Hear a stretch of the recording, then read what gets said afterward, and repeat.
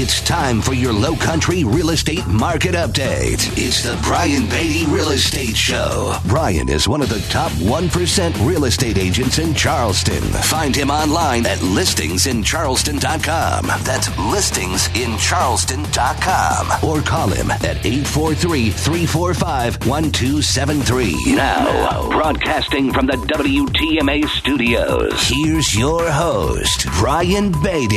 It's the best of the Brian Beatty Real Estate Show. Thank you so much for having me. Excited to be here. Excited to talk real estate with you guys.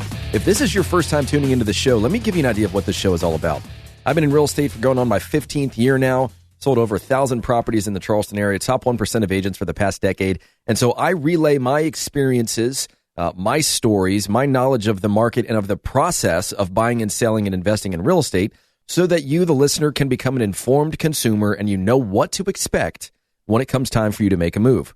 Now, if you want to reach out to my real estate team, of course, aside from the show, we sell real estate Monday to Sunday. So if you want to reach out to me and talk about the process of buying, selling, or investing in real estate, maybe you want to put your home on the market, move somewhere else, my number, my cell phone number, which goes to me directly, is 843-400-8009. That's 843-400-8009. Or you can visit us online. Our website is listingsincharleston.com. That's listingsincharleston.com.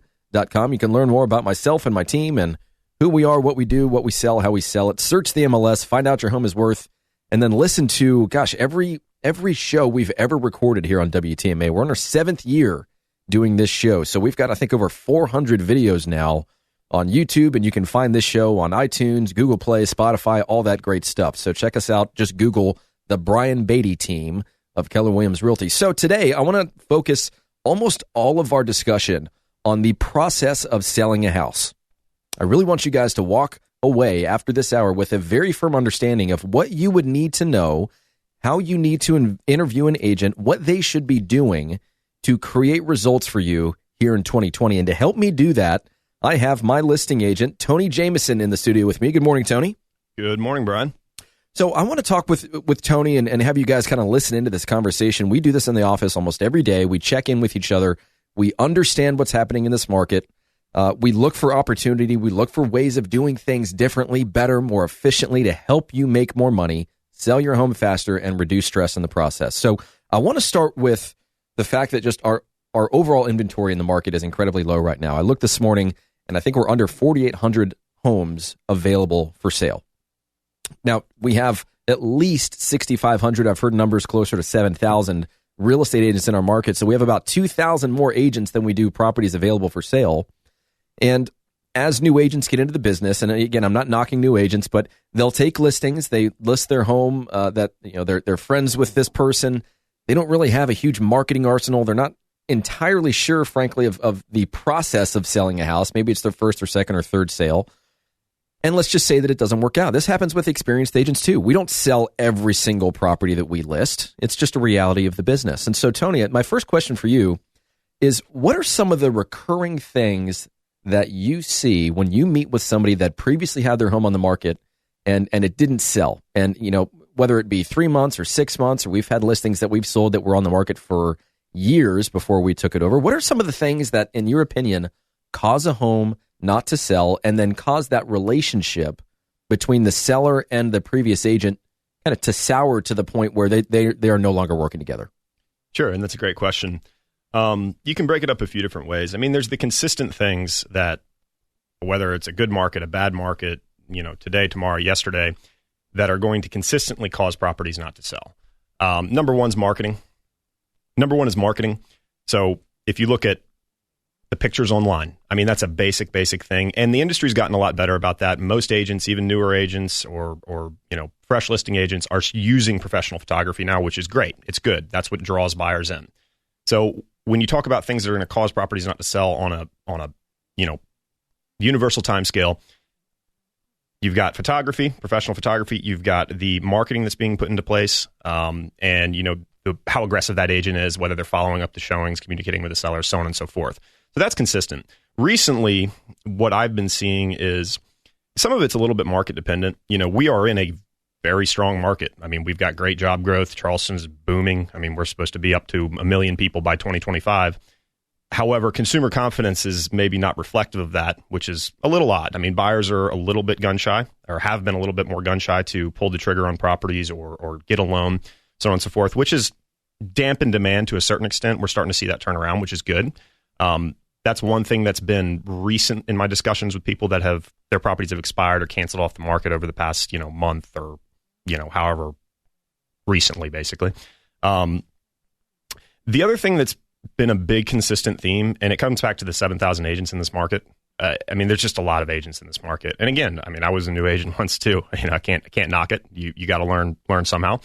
However, one of the biggest things that I've seen is that in the relationship between the seller and their agent, it's critical that we're on the same page and we're working together. That we're pulling towards the same goal instead of working against each other. One of the fundamentals of that is communication. Look, some people don't want to be communicated every single day or every single week or whatever the case may be. However, we need to be on the same page. We need to be talking, chatting, so that we're letting you know what we're doing. We're understanding what's going on in your life. Look, something might have changed and you need to get this thing going tomorrow. Something might have changed and, you're not quite as motivated. It is what it is. We need to be on the same page with you so that when we're talking to buyers or we're talking to agents with buyers, that we're, conveying accurate information and we're putting the best profile and pitch out there for the property in order to get it sold. And that goes two ways too, in terms of communicating with other agents that are showing our properties, following up on the feedback, quick text message, a quick phone call, whatever it is, just to say, hey, how'd they like it? Do you have any interest? The objection might be something as simple as paint, which we can probably get around. It's a couple $1,000s at the end of the day. So communication is key when it comes to that. And then just an overall aggression and trying to uncover objections from the buyer or from the buyer's agent in order to get somebody to put pen to paper. Yeah, and I think there's really two things there. There's communication, which is vital to the success of that relationship. And I think a lot of that has to do with expectations. We need to be on the same page from the very beginning. How do you want to be communicated with? How frequently do you want to be communicated with? These are the things that we do, and these are the things that are kind of ingrained in our process of selling real estate. And this is why we're different. And it goes along with our communication guarantee, which is it's in writing. You sign it. We sign it. It's very simple. We'll communicate with you at least once per week from the time you list until the time you sell. And if we don't, you can fire us. And that in and of itself just shows people that, hey, so many agents these days have been trained to give a good presentation rather than position a home to sell. Would you agree with that? I'd absolutely agree with that. And so the communication, let me give you an example. This property that we have on the market that is now under contract, it's had more showings with us than it had with the previous agent, almost threefold. And when people walk through the house and they submit feedback to us, we always want to read between the lines. We never take the feedback at face value. We always want to call. We always want to follow up. We want to ask more questions, gain a better understanding of what the buyer liked or didn't like so that we can adjust accordingly if necessary. Now, if they don't like the location, they didn't like the floor plan, something about the house that you can't change, you just can't do anything about it. You can't have your home fit every buyer's needs. But when a buyer walks through it and they mention things that we can have conversations around, that's what a good salesperson does for you when you hire them. So in this instance, this home that we put under contract, there was some feedback that led me to believe, okay, I think these buyers are interested. So I called the agent, had a discussion. We started talking about some things, and then boom, here we are under contract with a cash deal. And I have to believe that a big reason why we're now under contract is because we had that conversation with them.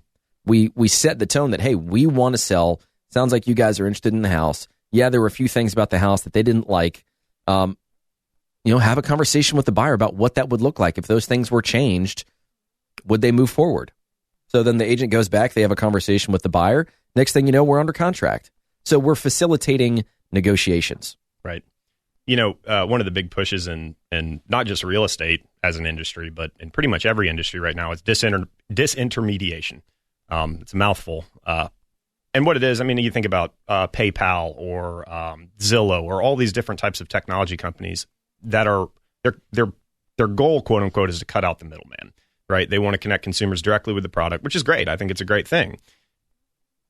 And what a lot of people focus on is, it's going to be the death of the salesman, which that's been a recurring theme over the past probably millennium. Everybody's always talking about how sales is going to die out or it's not going to be necessary anymore. But at the end of the day, people buy from people they know, like, and trust. And even when it's a house, right, you can't sell somebody into a product that they don't want to be in.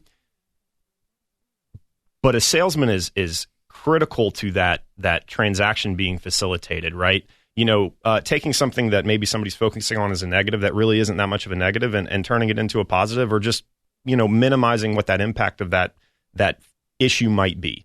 Having a conversation. A lot of times when you talk to buyers, I mean, the reason why they don't pull the trigger or make an offer or go through with the contract is fear. Absolutely. It's not based on logic. It's not because there's something wrong with a house or because there's an issue with their job or whatever the case may be. It's just and it's a big transaction. I mean, of course. I mean, I just bought a house recently. I was scared. I mean, it's a scary thing to do. So being in that role of pushing the transaction along, assuaging people's fears, making them feel comfortable with the deal, if it's a good deal, not doing anything that we want to cause somebody to be happy with, that plays a big role in taking them from, okay, maybe we'll buy it, to now we put an offer in. And one of the biggest things you'll see is if you show properties and you submit feedback, or you're out there taking buyers to different properties, a lot of times you really don't hear anything from the agent. You don't hear any sort of follow-up. You don't hear any sort of questions, not in a pushy way, but just, hey, how did they like it? Was there anything that they didn't like, and can we overcome that? So yeah, pretty simple process. And, the way you get over that fear, more often than not, is through providing information. Mm-hmm. And you have to be able to ask good questions in order to provide relevant information. Like, we just put another house under contract, and the neighborhood did not have a neighborhood dock or boat ramp. That was important to the buyer. The buyer agent did not know that a mile down the road there was a public boat ramp. Right. Because they were selling real estate in an area that we're unfamiliar with. Mm-hmm. That's, nothing necessarily against that agent, but we're glad that we made that phone call and made that connection and connected the dots for them, because it resulted in a sale. So, when which was people, good for both parties. Exactly. And so when you see a listing online and you've got the photos which tell their own story, when you have a video which walks them through the house, when you write your description, you're painting a picture for that property. And I think the mistake that some people make is they will write a novel about the house, and it's so long that people don't read it. They just don't have time for it. They're going to do what everybody else does, which is look at the photos, maybe watch a short video, determine whether they're interested enough to go and see it in person or not, and they're going to move on. Mm-hmm. We as agents, and we're going to talk a lot about marketing this hour, it's our responsibility to make a really good movie trailer. That's what we want. When we're marketing a property, we want somebody excited to see it. We want to take the best parts and put those first. We want people to be attracted to the house. We want them to be able to say in the back of their minds, wow, I need to go and see this house now, because if I don't, someone else is going to, and if they get to it first, they might make an offer first. Exactly. That's what you want from a buyer when you're marketing a property. And so I have a lot more questions for you, Tony, but we're going to take a quick break. Now, if you guys want to talk with us directly about helping you sell your house, we'd love the opportunity. My number, you can call or text, is 843-400-8009. That's 843-400-8009, or you can visit us online, listingsincharleston.com. That's listingsincharleston.com, or you can send an email, Brian, that's Brian with an I, at brianbeattyteam.com. Stick around, folks. This is the Brian Beatty Real Estate Show on the Big Talker, 1250 WTMA and WTMA.com. Stay tuned for more of the Brian Beatty Real Estate Show on 1250 WTMA and WTMA.com. 1250 WTMA. Expert news and views on the Low Country real estate scene. The Brian Beatty Real Estate Show on 1250 WTMA. You're listening to the best of the Brian Beatty Real Estate Show. In the studio with my main man, listing agent on my team, Tony Jamison. Of course, he and I work the seller side of the business. We meet with sellers. We discuss how we're going to position them for success, and we get them on their way. And so I've got a lot more questions for you, Tony. If you have some questions, if you have, entertained the idea of selling your house this year, maybe you tried selling last year and it didn't work, or you want to get it right the first time, feel free to give us a call. My number is 843-400-8009. That's my direct line, so it'll come to me. It doesn't have anything to do with this show. 843-400-8009, or visit us online, listingsincharleston.com. That's listingsincharleston.com. So, Tony, we were just talking for a little while. We kind of bounced around a little bit, but we were essentially talking about some of the recurring themes that you see among these homes that were on the market and they didn't sell. So I'd love to focus on the other side of that coin for just a moment. What are the things that we're doing or things that we're seeing that are causing listings to sell? What are we doing differently? And, what does that look like? So when I first got into this business back in 2015, 2016 with you, and started working on the listing side of the business and going into expireds and canceleds, listings that failed to sell with the previous agent for whatever reason, in many ways, the job was almost easier because it was usually one of two main things. The market was increasing pretty rapidly then, so this is what always happens. People were just outpacing the market in terms of price. Neighbor next door lists for X and sells, the next one sells for 10% more, and then just so on and so forth, and then finally you're way priced outside the market.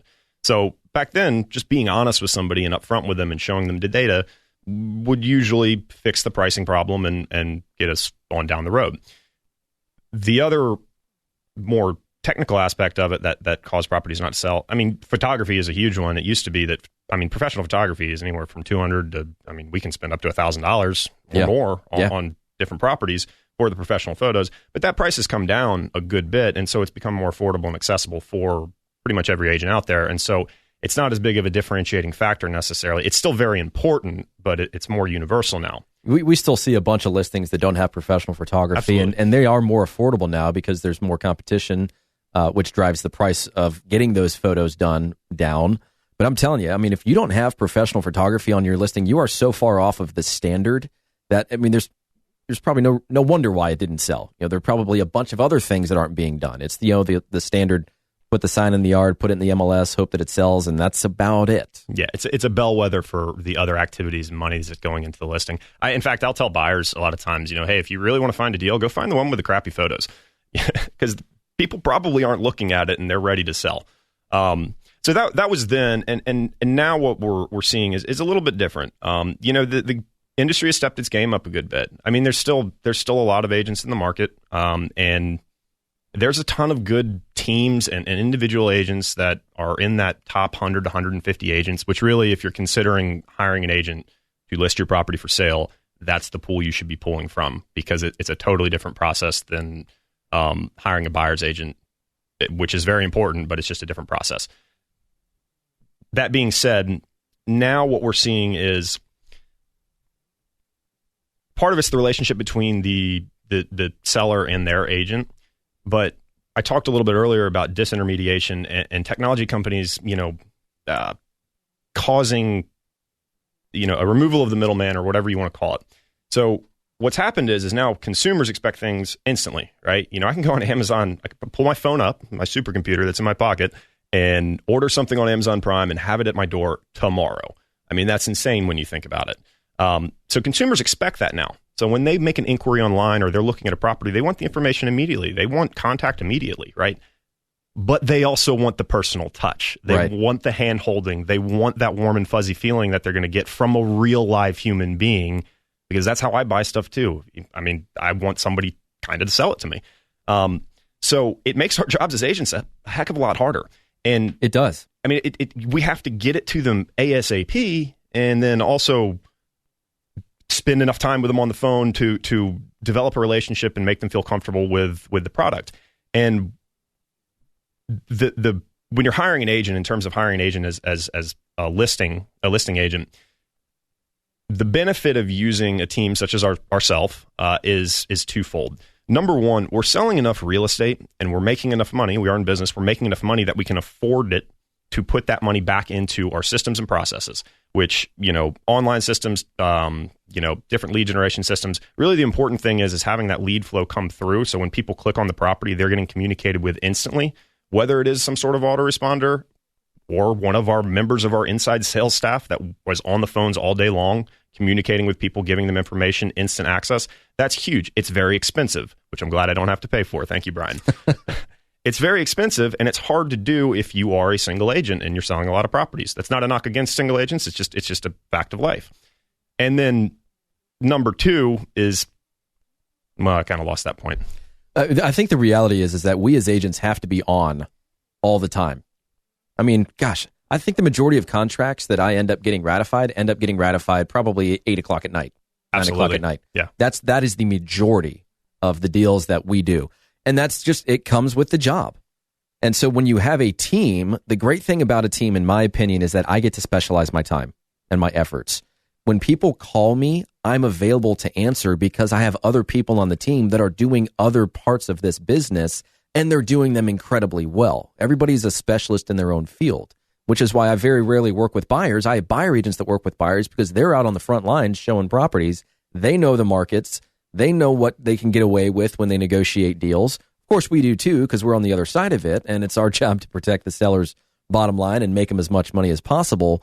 But the reality is, when you have a team that is run like a business, and that business is a well-oiled machine where the business is run by systems and systems are run by people, everything is that much easier and communicated and efficient for you, the seller. Mm-hmm. So, I do have one more question, and that is, what do you think is like the main thing that is going to be different this year in comparison to some of the years past? Because I do think that our market is, although we have some great economic indicators that Charleston is just an incredibly strong economic market, we are seeing some price fatigue in some markets. We're seeing property appreciation starting to slow down. We're seeing inventory start to creep up in a few areas. Other areas tell a totally different story, and so it's very market specific, price range specific. But what do you think are some of the things that are going to be different this year compared to last year? So with last year, if you go back 1 year before that, it was late summer 2018, I guess. That's when we first started noticing some instability in the market. At least that's when I did. Late summer, fall or whatnot. There was just some instability. Things were selling for a little bit less than they would have a year ago. Specific individual properties, you noticed buyers weren't, jumping quite as high as they were supposed to when you told them to jump. I mean, it's just how it was. And then so in 2019, that kind of persisted, and there was general economic uncertainty. I mean, there was uncertainty over interest rate. We were told at the beginning of the year that they're going to be at 5% by the end of 2019, and they were at 3.5%. So yeah, that's the one. By the way, and we started talking about market instability on this program summer of 2017, and I said this is what's going to happen, and sure enough, it started to happen.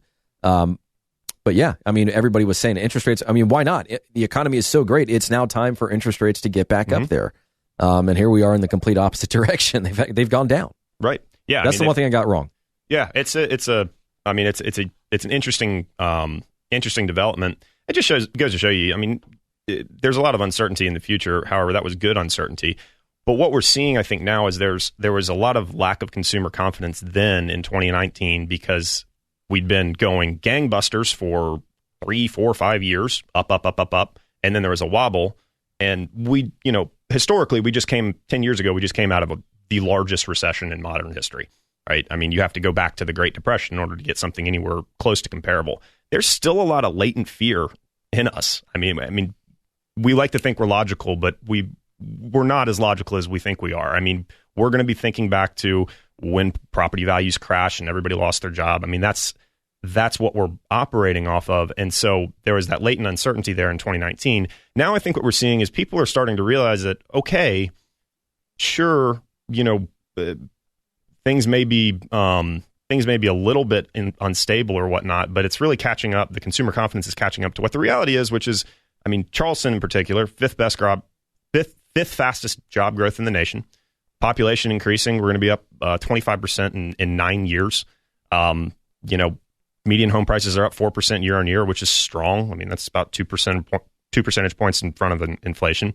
So I think people are starting to realize that, hey, okay, things are moving forward. And so that consumer confidence is going to come back, and they're going to start taking advantage of these incredibly low interest rates. I mean, just incredibly low interest rates to borrow money.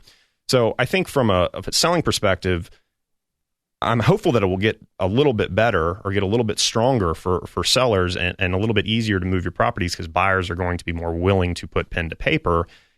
Still, though, you have to avoid, the temptation to, frankly, overprice your property. It's a constant thing that, you see things start coming back up. And if you start outpacing it, you're going to sit and then you're going to get a stigma, which can be overcome, but you don't want a stigma and sit on the market for longer than you necessarily need to. So I think that's one thing that's going to change. Other than that, yeah. I think to that point, Tony and I have always been very honest with each other about, If you go on a listing appointment and you know that house is worth $400,000 and they want to list for $500,000, we cannot help them. Mm-hmm. There are so many different coaching companies and brokerages and agents that are essentially being taught, hey, guess what? A sign in the yard is better than a sign in the car. Take the listing. Yeah. Who cares if it sells or not? You got yourself a marketing opportunity. That's how you grow your business. Well, I don't like growing my business under the false pretense that I can sell someone's home, and in reality, I can't. Right. So we're very honest with people, and we have honesty, integrity, and results on our door when we walk into the office because it's real for us.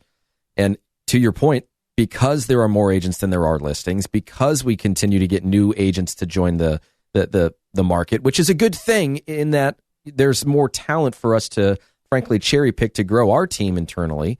But they're out there and they're just buying the listing. They're just telling the seller what they want to hear. And it was like I said last segment, so many agents have now kind of shifted their focus to winning the listing rather than creating an opportunity for a sale for their client. Right. Agents are more self-serving. Mm-hmm. And that's one of the unfortunate byproducts of an extreme seller's market. Yeah. And, to your point about the pricing, there's some gray area, of course, in there. I mean, we're not wizards, right? If we think the property's worth $400 and you want to put it on at $415, okay. I mean, we're in the same ballpark here. And heck, I hope I'm wrong. Let's get more if we absolutely can. Yeah. But and sometimes we are. And we have to admit that especially now when there's a lack of there's not as much data as there was a few years ago when there were more sales in that neighborhood. We have to be more in tune with what buyers are willing to pay for certain things. And that's why when we go on these presentations and we talk about helping someone sell their house, I want to get shoulder to shoulder with that person. I want them to see what I'm seeing and look at these homes, look at the upgrades. And then it's my responsibility as somebody that's in tune with this market to help them understand this is how much these differences between that home and your home is worth.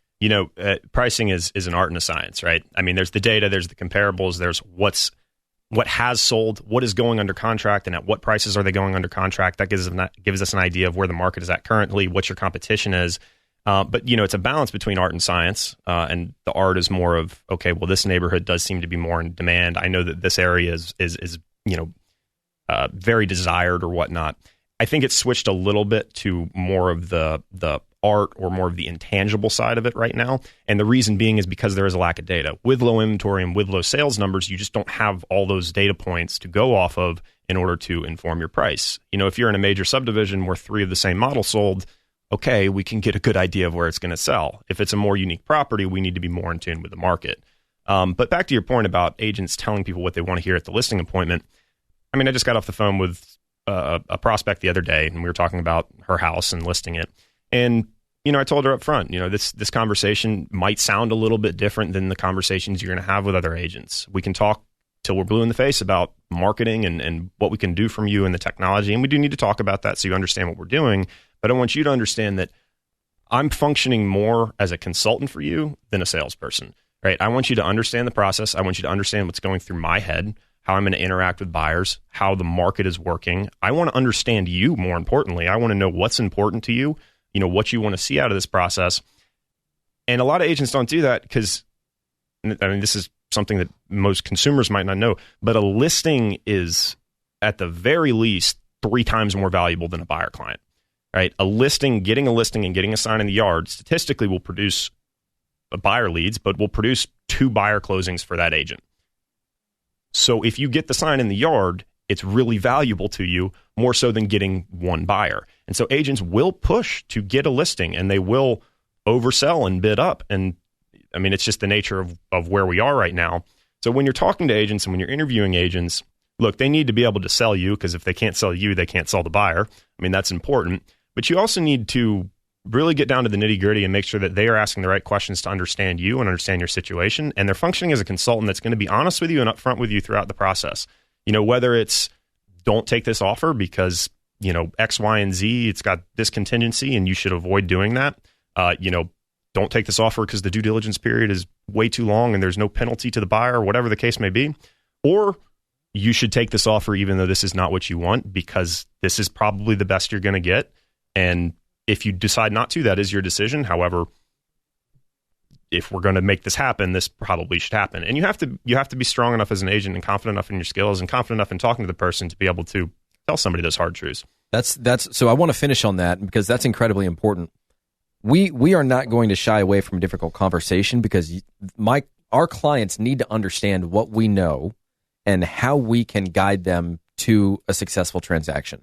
It's not always rainbows and sunshine, and not every property is on the market for good reasons. We deal with divorce, we deal with death, we deal with loss of jobs. I mean, there's a bunch of reasons why homes sell, but at the end of the day, we as agents need to remain emotionally stable. We cannot get emotional with you about this process because we need to be the rock in the river that the water flows around so that we can give you honest, upfront advice that's not tainted by the emotion of the sale of real estate, which is an emotional process. And if any agent ever tells you that, hey, we're going to create a stress-free transaction for you, I mean, that for me is just like a red flag because there's no such thing as a stress-free transaction. Right.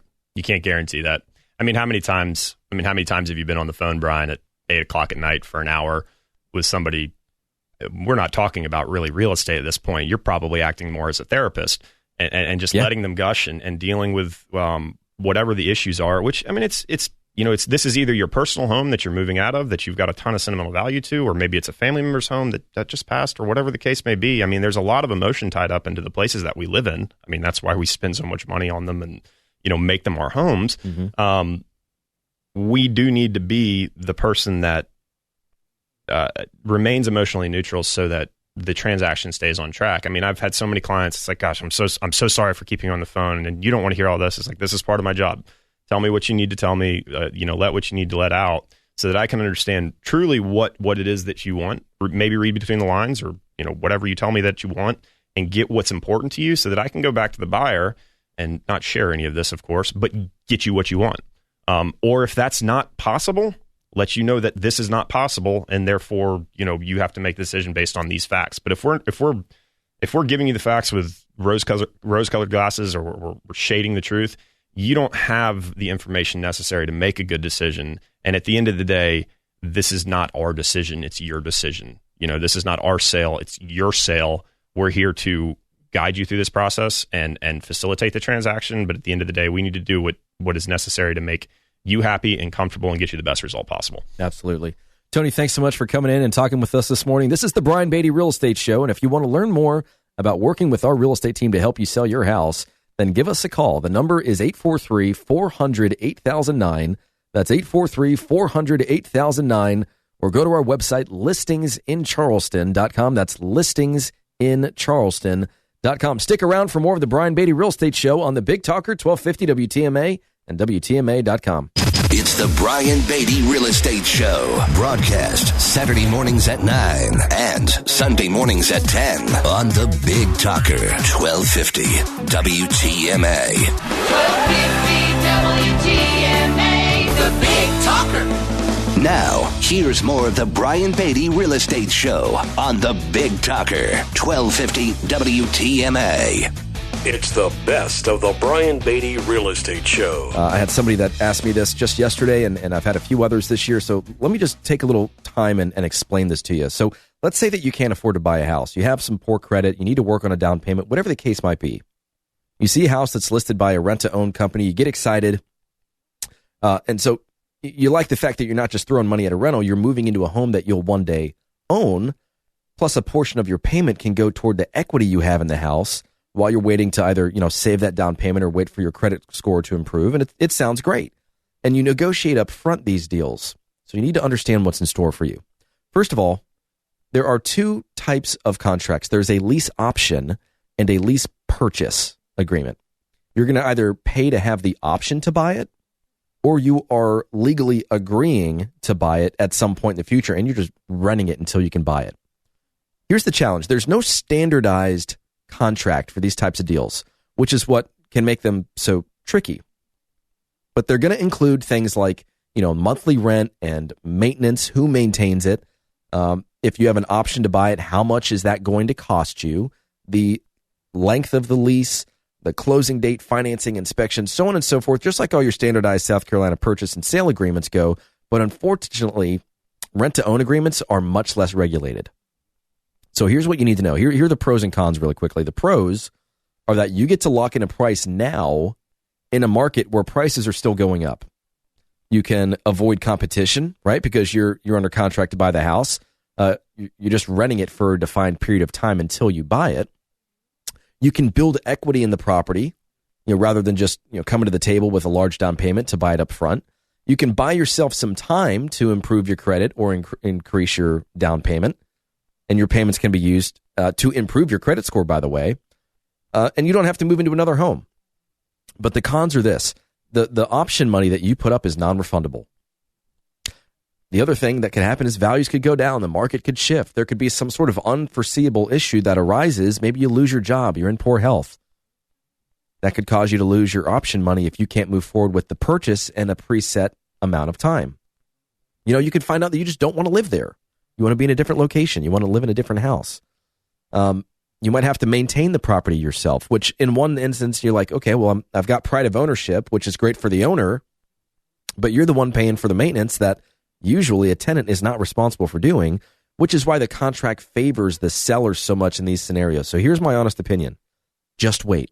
Buy it right. Let us help you through that process. In my opinion, rent to own is not the way to go, and I'm happy to talk to anybody that has any questions about that. My number is 400-8009, 843-400-8009, or visit us online at listingsincharleston.com. Visit Brian Beatty's website at listingsincharleston.com. The Brian Beatty Real Estate Show continues next on The Big Talker, 1250 WTMA. 1250 WTMA. You're listening to The Brian Beatty Real Estate Show on The Big Talker, 1250 WTMA and WTMA.com. You're listening to the best of the Brian Beatty Real Estate Show. Welcome back to the last few minutes of the Brian Beatty Real Estate Show here on the Big Talker, 1250 WTMA and WTMA.com. We're finishing our discussion here about what causes a house not to sell. So many of these homes are sitting on the market, and I mentioned a little earlier that you're about to see all this inventory kind of disappear from the market. It's because a lot of these listing agreements signed between a seller and a listing agent are written to expire on December 31st. And so if you're a buyer and you're listening, just because they've disappeared from the market doesn't mean they won't still sell their house. But if you don't know where to look and how to find them, then buyers kind of feel like they're being forced to wait until the spring, even if you want to buy something right now. So there's some great opportunities for buyers with these sellers that have tried selling, some of them all year, and they haven't sold, and they're irritated, and they don't understand why. They don't understand why their home hasn't sold. Sometimes their real estate agents don't either. So there are some opportunities for buyers to take advantage of that. On the flip side, sellers that are listening, if you tried selling your house this year and it didn't sell, and you're being coached or led to believe that you have to wait until March or April because that's when buyers come back, I'm here to tell you that is wrong. We are selling properties this month right now. I mean, activity is actually pretty crazy. I mean, we're seeing a bunch of agents and holiday parties and talking to lenders and attorneys, and we're all kind of getting together and socializing. Everybody's pretty busy right now, or at least the people that are at the top of the market. The people that aren't busy, frankly, are just choosing not to be busy because they want some time off. They deserve it. It's all good. Folks like me, I'm gonna pick up a bunch of market share this time of year because I work hard. Of course, I take time off and I enjoy my family and the holidays and all that fun stuff, but just because it's December 21st doesn't mean that I'm not going to work just as hard as any other day of the week. But it kind of revolves around this last segment that I wanted to talk about, which is motivation. Selling your house. Because here's the reality, and we talked a little earlier this show about how to deal with people when they become emotionally charged, when emotion just takes over the decision-making process and they don't act rationally. Because it happens. I mean, it happens to all of us in different phases and segments of our life. But when it happens during the course of a real estate negotiation or contract, then it can have some pretty negative effects. I mean, yes, there are some real damages and money attached to this, depending upon how far you let it go. But one of the things that sellers will say is, hey, I don't need to sell this house. We don't need to sell.